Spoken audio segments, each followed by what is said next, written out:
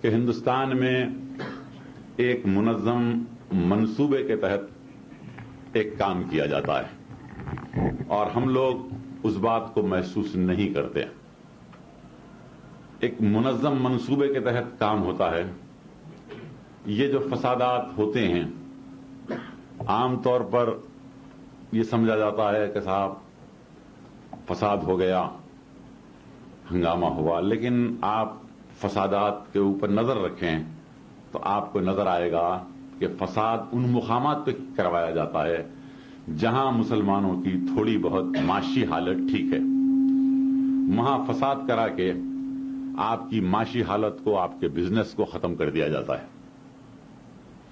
آپ خود دیکھیں گے، اگر ایک ایک تاریخ وار اگر آپ دیکھیں تو آپ کو نظر آئے گا کہ گلبرگے کے مقام پر کپڑے کی ٹھوک تجارت مسلمان کے ہاتھ میں تھی. فساد کے بعد وہ تجارت ہمارے ہاتھ سے نکل گئی. مراد آباد کے اندر برتنوں کی تجارت مسلمان کے ہاتھ میں، فساد کے بعد وہ تجارت ختم ہو گئی. اسی طریقے سے بنارس میں بنارسی ساڑیوں کا کاروبار مسلمانوں کے ہاتھ میں تھا. بھوپال وغیرہ میں پتے کا یا بیڑی کا کاروبار ہاتھ میں تھا.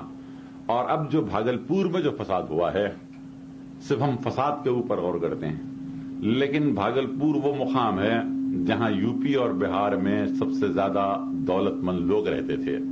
ریشم کا پورا کاروبار ان کے ہاتھ میں تھا اور اب فساد کے بعد وہ کاروبار ختم کر دیا گیا. تو ایک منظم منصوبے کے تحت یہ کام کیا جا رہا ہے، لیکن پروپیگنڈا یہ کیا جاتا ہے کہ صاحب جلوس جا رہا تھا، مسلمانوں نے پتھر مار دیا، یہ اور ہم لوگ اس کو صحیح سمجھ جاتے ہیں.